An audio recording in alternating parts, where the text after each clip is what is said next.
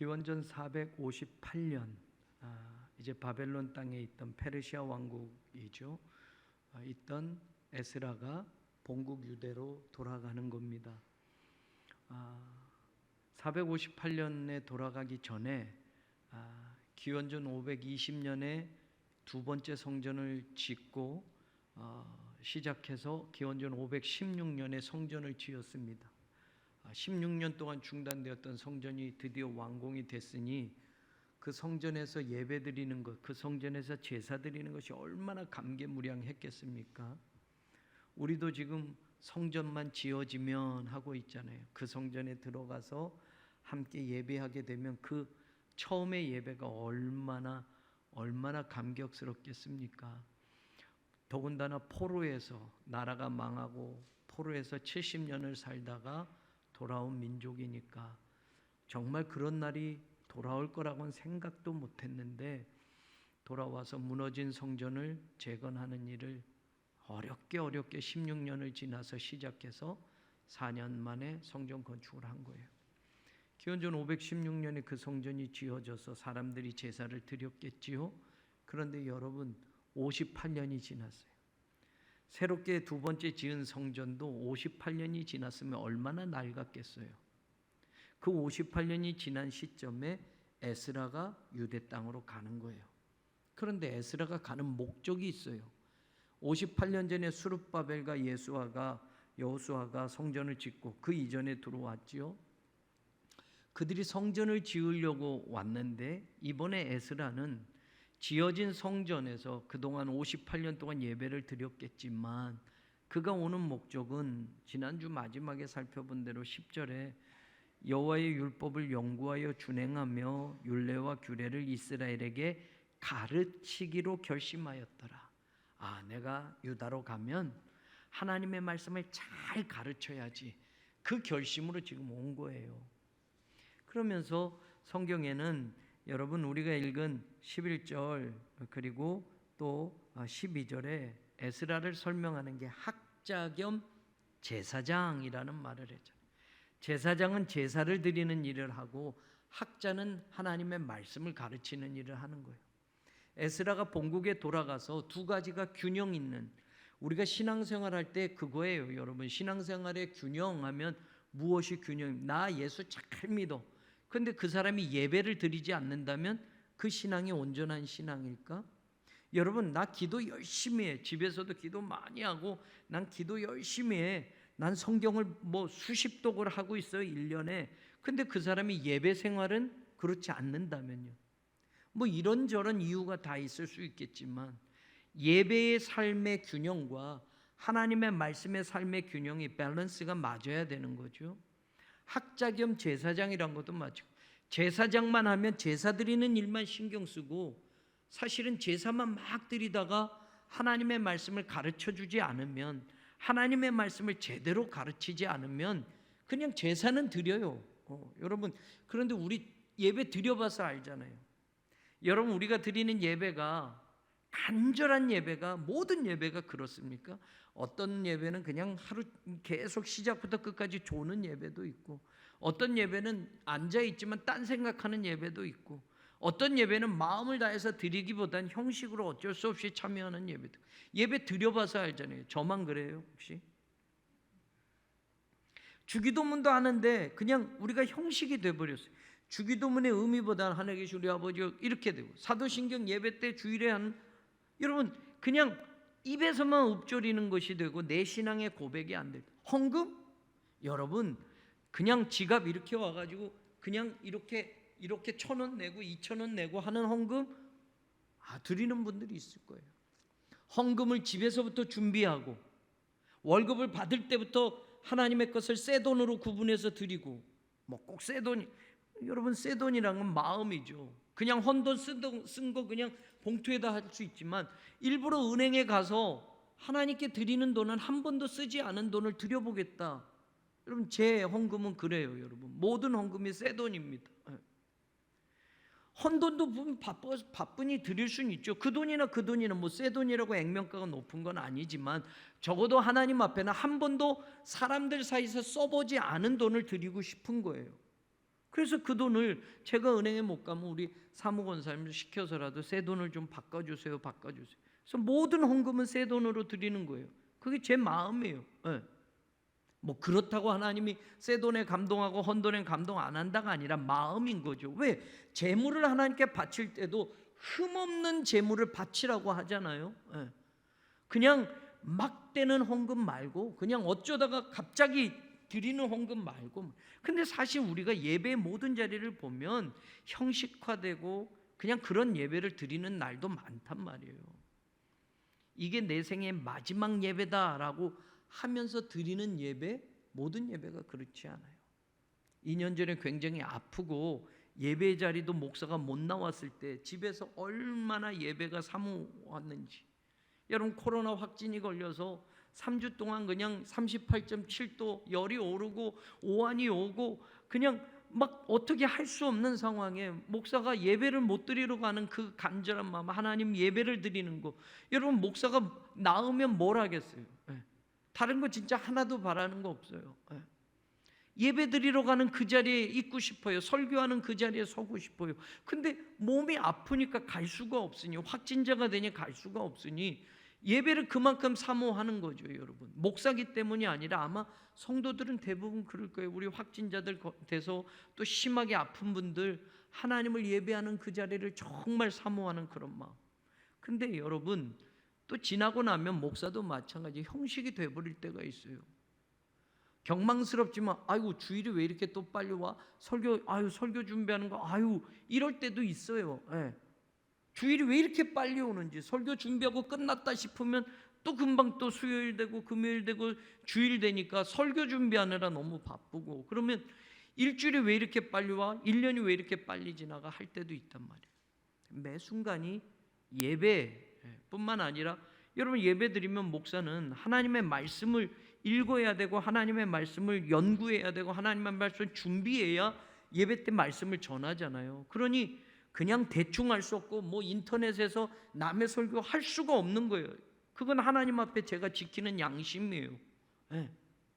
말씀을 그냥 뭐 신학교 나오면 말씀이 그냥 피면 설교가 되는 게 아니라 그 말씀을 또 찾아야 되고 연구해야 되고 어원을 봐야 되고 원어를 또 봐야 되고, 이렇게 하면 시간이 또 그만큼 걸리니, 여러분, 에스라가, 내가 성전은 58년 전에 지어졌고 제사를 계속 드려왔겠지만, 여러분, 제사가 계속 드리다간 형식만 남아버리는 제사도 되니 다시 말씀을 가르쳐서 하나님께 제사하고 예배하는 그 중심의 신앙을 다시 에스라는 성도들에게 가르쳐주고 싶었던 거예요. 그래서 왔어요. 근데 여러분, 에스라가 혼자 가르치고 싶다 뭐 이렇게 해서 될 수 있는 게 아니라, 지금 상황은 말입니다, 페르시아라는 나라가 바벨론을 무너뜨리고 다시 그 당시의 고대 근동 지역을 여러분 다스리던 때예요.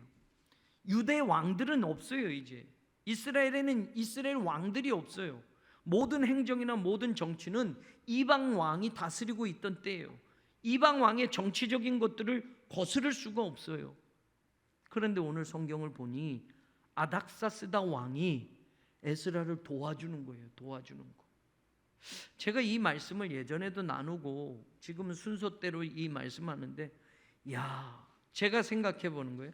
아닥사스다 같은 왕이 내 목회에 좀 있었으면 얼마나 힘이 될까. 여러분 보세요. 아닥사스다 왕, 여러분, 미국에서 목회할 때 장로교회 큰 교회가 있었어요. 그 목사님이 정말 훌륭한 분인데 은퇴하시고 새로운 목사님이 이제 오셨어요.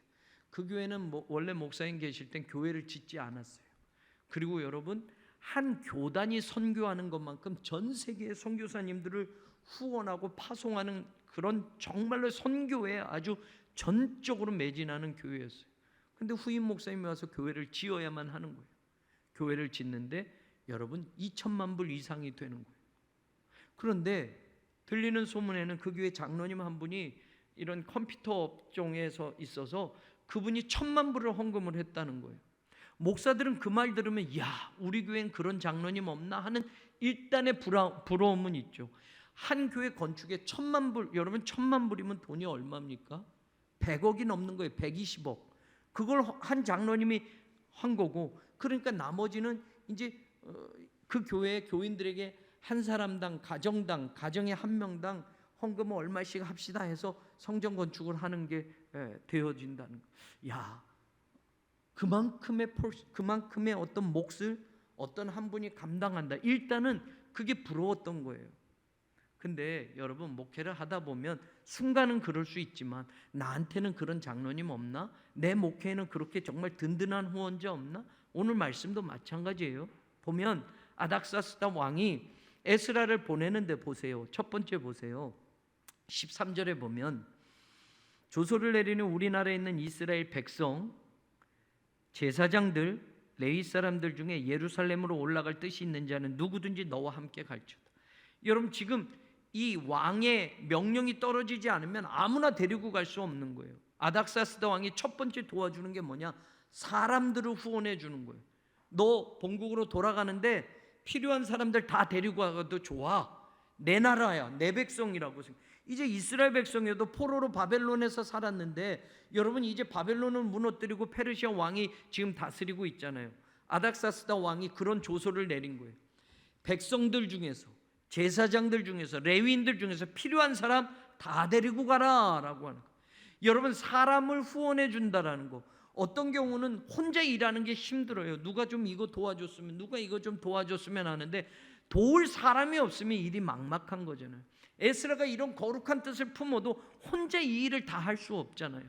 목사가 아무리 뛰어나도 혼자 목회합니까? 장로님들이 도와줘야 되고 성도님들이 도와줘야 그 목회를 할 수 있지.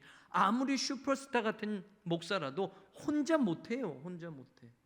그러니 여러분, 사람들이 도와준다는 건 굉장히 힘인 거예요. 저의 목회에도 장로님들이 도와주신다는 게 제게는 자랑이고 힘이 될 때가 많단 말이에요. 우리 권사님들, 집사님들, 우리 성도님들 끔찍히 목사를 사랑해 주시는 것을 정말 느낀단 말이에요. 그죠? 좀 이렇게 마스크가 언제 벗나? 모르겠어. 얼굴들이 도대체 뭘 눈만 보니까 이게 반응이 있는 건지 웃고 계시는 건지 아니면 그냥 끔찍히 사랑해 주시는 걸 알아요. 내가 너무 보기에 겨웠어요. 그러니 목회 잘해야지, 열심히 해야지. 사람이 돕는 거, 지금 아닥사스다 왕이 그걸 도와주고 있어요. 얼마나 에스라 힘나겠어요. 혼자 하는 게 아니라, 혼자는 외로워요. 아무리 에스라가 학자 겸 훌륭한 제사장이고 아무리 뛰어나도 혼자는 못하는 거예요. 그러니까 보내는 사람들, 제사장들고 레위인들, 같이 하나님을 예배하고 하는데 또 필요한 제사장들, 레위인들, 또 이스라엘 백성들, 네가 원하는 대로 다 데리고 가, 누구든지 데리고 가라고 사람을 붙여줘요. 그 다음에 보세요. 14절. 너는 내 손에 있는 내 하나님의 율법을 따라 유다와 예루살렘의 형편을 살피기 위해 왕과 7 자문관의 보냄을 받았다. 여러분, 든든한 백이 있어요. 왕이 뒤에서 책임져 줄 거, 왕이 보내는 거야. 뿐만 아니라 페르시아의 중요한 정책을 담당하는 최고의 7 자문관의 보냄을 받은 거야. 이 배경은 이 페르시아가 지배하는 동안 누구도 함부로 할 수 없어. 내가 너의 뒷배경이야. 우린 보통 백이라고 해요. 백. 페르시아 왕이 에스라를 뒤에서 봐주겠다는, 7 자문관이 함께 너를 도와주는 거예요. 그러니 여러분, 얼마나 든든합니까? 여러분, 사람을 붙여주는 것뿐만이 아니라 인간적으로 든든한 최고의 백, 왕이 있어 라고 지금 해주는 거예요. 그것뿐만입니까? 여러분 보세요. 15절에 뭐라고 해요? 왕과 자문관들이 예루살렘에 거하시는 이스라엘 하나님께 성심으로 드리는 뭘? 은금을 가져가라. 그리고 16절, 바벨론 도에서 얻은 모든 은금, 그리고 백성과 제사장이 예루살렘에 있는 그들의 하나님의 성전을 기쁘게 드릴 예물을 가져다가, 그 다음에 17절, 그들의 돈은 숫상아지 순양과 어린 양과 그 소재와 전제의 물품을 신속히 사서 예루살렘 내 하나님의 성전 제단 위에 드려라. 은과 금 가져가라. 재정적인 후원도 해줘요. 사람도 붙여주고 재정적인 후원도 마음껏 해줘요. 가서 하나님을 제사하는데, 예배하는데 마음껏 써라. 그런데 여러분 보세요. 18절, 그 나머지 은금은 하나님께 드리고 하나님의 일에 다 쓰고 남은 거 있으면 너와 너의 형제가 좋게 여기는 일에 너희 하나님의 뜻을 따라 써라. 여러분, 재정권도 허락하는 거예요. 재정도 마음껏 후원해지고, 여러분 하나님의 일에 쓸 뿐만 아니라 제사장들이나 너의 형제들이 필요한 것이 있으면 나머지는 정말 니네가 마음대로가 아니라 진짜 하나님의 뜻을 따라 써라. 마음껏 써라. 재정권까지 허락을 해주는 거예요. 교회에서 쓰는 돈만이 아니라 정말 필요한 일에 쓸 수 있는 것, 그것도 네가 써라 라고 말하는 거예요. 이 정도 재정적인 후원을 또 받는다? 아닥사스다 왕이 지금 그 일을 하는 거 아니에요? 여러분 뿐만입니까? 그것만이 아니고 20절도 성전에 쓰일 것이 있어서 뭐든지 또 필요하면 궁중창고에서 드려라. 예전에도 다 말씀드렸던 거예요. 23절도 그 22절도 은은 100달란트, 밀은 100고루, 포도주는 100밭, 기름도 100밭. 밭이라고 하는 건 여러분 100밭 하면 지금으로 하면 1800리터예요. 1800리터. 1리터가 1800개면 그 양도 엄청난 거고. 고르라고 하면 여러분 100고르 하면 800말, 한 말, 두 말 했을 때 여러분 밀이 800말을 주는 거예요. 엄청난 양이에요, 여러분. 하나님께 쓰는 것 말고 제사장들이나 성전에서 일하는 사람들에게 필요한 물품도 마음껏 제공해 줘요. 여러분 22절 마지막, 소금은 정량 없이. 지금은 소금이 싸지만 옛날에 소금은 금값이에요. 소금은 제한을 안 둬요. 필요한 만큼 갖다 다 써라 라고. 여러분 은금도 지원해 주죠. 재정권도 줘서 네가 필요한 데 있으면 정말 하나님의 뜻을 따라 마음껏 써라. 그리고 물품도 지원해 주지요. 돈과 물품 모든 걸 다 지원해 주는 거예요. 보세요. 24절 또 뭐도 내가 너희에게 이르는 제사장들이나 레위 사람들이나 노래하는 자들이나 문지기들이나 느지님 사람 혹 하나님의 성전에서 일하는 자들에게, 여러분 특별히 일반 백성이 아니라 성전에서 일하는 성직자들을 말하는 거예요. 조공과 관세와 통행세를 받는 것이 옳지 않아요. 무슨 말이에요 이거는? 세금을 면제해 주는 거예요. 요즘 목사도 세금 낸다, 종교인 다 세금 낸다라고 하는데, 이때는 성전에서 일하는 모든 사람들은 세금 면제다라고 선언해 주는 거예요. 일반 백성들은 세금 다 내야 돼요. 근데 왕이 특별히 성직자들, 하나님의 성전에서 일하는 모든 느디님 사람들도, 성전의 노예들까지도 성전에 관계된 사람들에겐 절대 세금 받지 마라고 얘기해요. 이런 특혜를 또 받았어요. 아닥사스다 왕을 통해서. 그 다음에 25절 보세요. 에스라야, 너는 내 손에 있는 내 하나님의 지혜를 따라 내 하나님의 율법을 아는 자를 법관과 재판관을 삼아라. 뭐예요? 인사권도 줬어요. 인사권.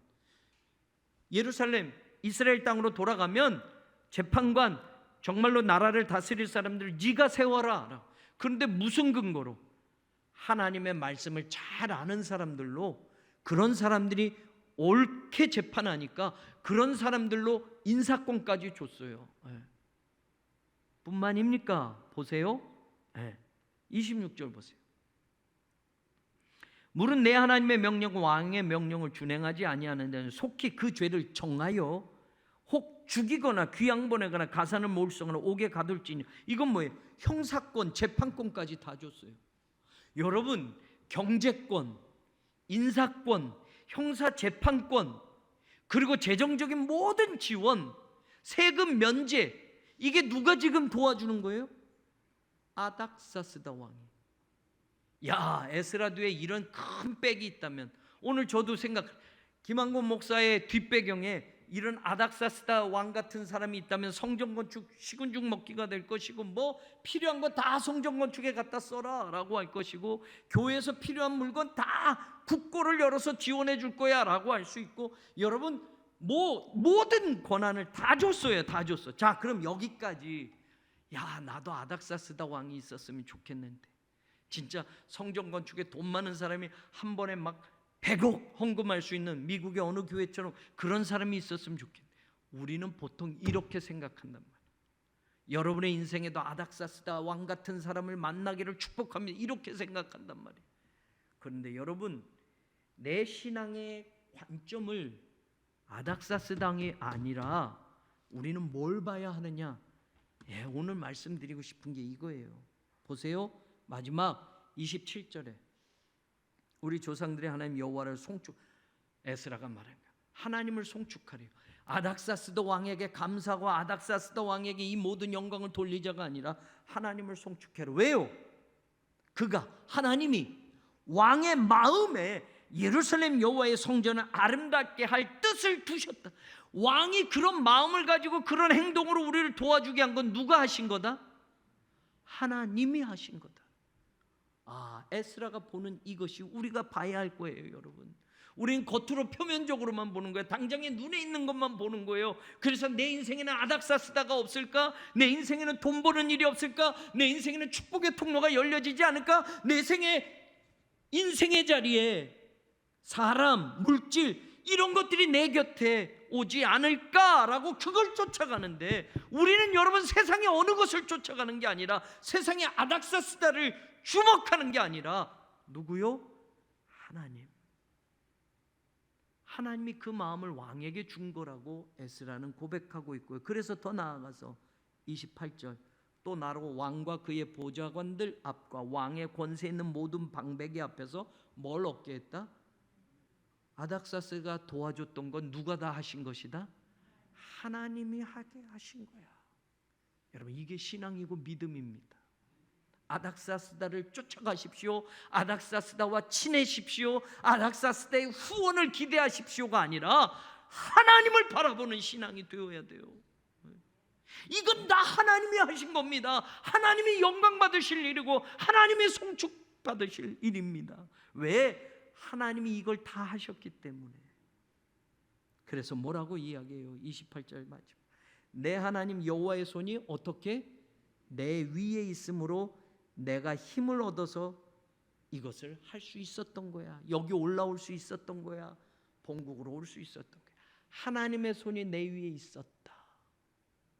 여러분, 저와 여러분은 아닥사스다를 찾고 아닥사스다와 줄을 대고 아닥사스다만 만나면 성공할 거야, 그래서 세상에서 아닥사스다를 만나게 해주십시오, 찾게 해주십시오가 아니라, 우리는 무엇을 기도해야 되는 거예요?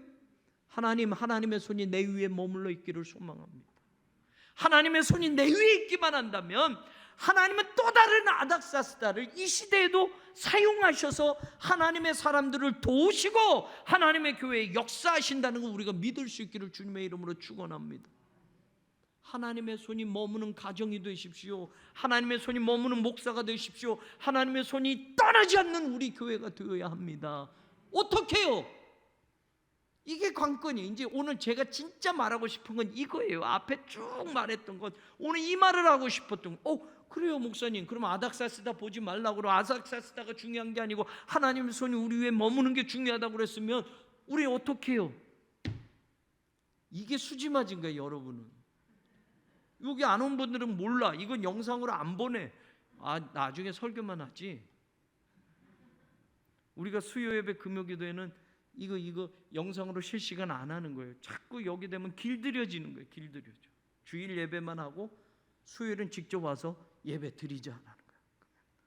여러분, 이거 수지 맞는 거예요. 자 보세요. 이거 알고 가면 진짜 여러분 참.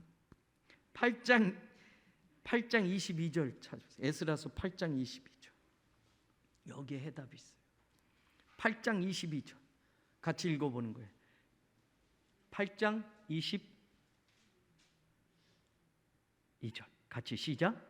이는 우리가 전에 왕에게 이르기를 우리 하나님의 손은 누구에게? 이게 답이에요. 여러분, 하나님의 손이 머물러서 내가 이 모든 은혜를 받았어 라고 에스라가 말했잖아요. 아닥사스다의 마음을 하나님이 이렇게 했고 아닥사스다의 이 놀라운 후원을 하나님이 하게 하신 것은 하나님의 손이 내 위에 있기 때문이야. 근데 하나님의 손이 내 위에 있기까지 내가 어떻게 했다? 하나님의 손은 누구에게 머문다? 자기를 찾는 유대인들에게만? 똑똑한 사람들에게만? 부자에게만? 아니요, 모든 자에게. 그러면 그 모든 자에 우리가 들어가요, 안 들어가요? 들어가요. 우리도 하나님을 찾는 사람이 된다면 하나님의 손이 우리 위에 머무는 인생을 살 수 있고 그 축복을 경험할 수 있어요. 하나님이 자기를 찾는다라고 할 때, 여러분 자기를 찾는다라는 바카시라는 히브리어 중요한 단어예요. 여러분 잊지 마세요. 이게 여러분 다른 구약에서는 뭐를 이야기하느냐? 이렇게도 번역이 됐어요. 이 바카시는 하나님의 얼굴을 보려고 한다.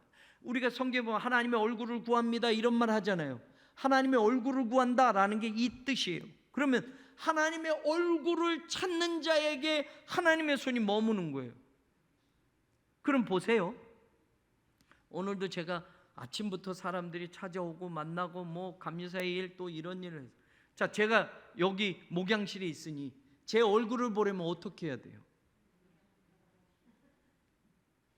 제 얼굴을 보려면 어떻게 해야 돼요? 목양실로 와야 돼요. 이게 답이에요. 하나님의 얼굴을 구한다라는 뜻이고 찾는다라는 뜻인데, 하나님의 얼굴을 구한다는 건 뭐예요? 하나님께로 방향을 돌린다라는 것이고 하나님께로 온다라는 뜻이에요. 이게 중요한 말씀이에요. 여러분, 저와 여러분이 하나님의 얼굴을 보려고 한다면 하나님께 방향을 돌려야 돼요. 그리고 하나님이 계신 그곳을 찾아가야 돼요. 그래서 찾다라는 동사도 돼요. 이게 다른, 여러분 제가 시간상 지금 말씀 못 드리는데, 여러분 이게 창세기 31장 39절에 보면 찾는다라는 뜻으로 번역이 되어 있고요. 그 다음에 열왕기상 10장 24절에 보면 하나님의 얼굴을 보려 한다라고도 번역이 돼요. 똑같은 단어인데 그냥 하나님의 얼굴을 보려 한다 어느 구절에서는 이렇게 번역했어요. 하나님의 얼굴을 보려고 하면 또 어디에서는 하나님께 방향을 돌리다가 이 단어의 원래 뜻이에요. 하나님의 얼굴을 보려면 하나님과 등지고 얼굴을 볼 수 있어요? 못 봐요. 그러면 하나님의 얼굴을 보려는 사람은 어떻게 해야 된다? 자기 인생의 방향을 돌려서 하나님의 방향으로 맞춰야만 볼 수 있는 거예요. 이게 그 단어의 뜻이에요. 하나님의 얼굴을 보려 한다, 하나님에게로 방향을 돌린다, 찾는다. 그래서 하나님을 찾는다. 여러분, 하나님의 얼굴을 본다라고 번역이 되어 있는데, 하나님의 얼굴을 보려면 하나님을 찾아서 하나님이 계신 곳에 가야만 보죠. 물론 신학적으로는 우리가 하나님을 찾아서 볼 수 있는 건 아니에요. 하나님이 계시를 해야만 되는데, 근데 여러분 이 의미가 그런 것이에요. 에스라가 하나님의 손이 나에게 머물러 있어서 이 모든 은혜를 받았고 아닥사스다도 만나서 이런 든든한 후원을 받게 한 거는 하나님을 찾는 모든 자에게 하나님의 손이 도우신다고 말하고 있어요. 하나님을 찾는 사람은 하나님의 얼굴을 보려고 하는 사람이고, 하나님의 얼굴을 보려는 사람은 하나님께 방향을 돌리는 사람이고, 하나님을 찾아가는 사람이에요. 그러면 우리의 신앙의 자리에서 하나님께 방향을 돌리고 하나님의 얼굴을 보고 하나님을 찾는 것은 무엇입니까? 예배예요. 예배. 기도예요. 기도. 말씀이에요. 말씀. 예배의 자리에 나오지 않고는 하나님의 얼굴을 절대로 볼 수 없어요. 이거 시시한 것 같죠? 하나님이 어디 계세요? 라고 할 것 같죠? 아니요. 하나님은 다 보고 계셔요. 여러분, 그러니 하나님의 얼굴을 찾는 사람은 하나님을 예배하는 자리를 지키는 사람이에요. 전쟁이 나도 어떤 일이 있어도 내가 지킬 수 있으면 그 자리를 지키는 사람이 되어야 해요. 불가항력적인 때도 있죠. 코로나 확진에 걸리면 못 나올 때도 있어요. 목사도 못 왔으니. 그런데 그 예배의 자리를 사모하는 사람이 돼야 돼요. 그게 하나님의 얼굴을 찾는 거 아니겠어요? 기도하는 사람이 돼야 돼요.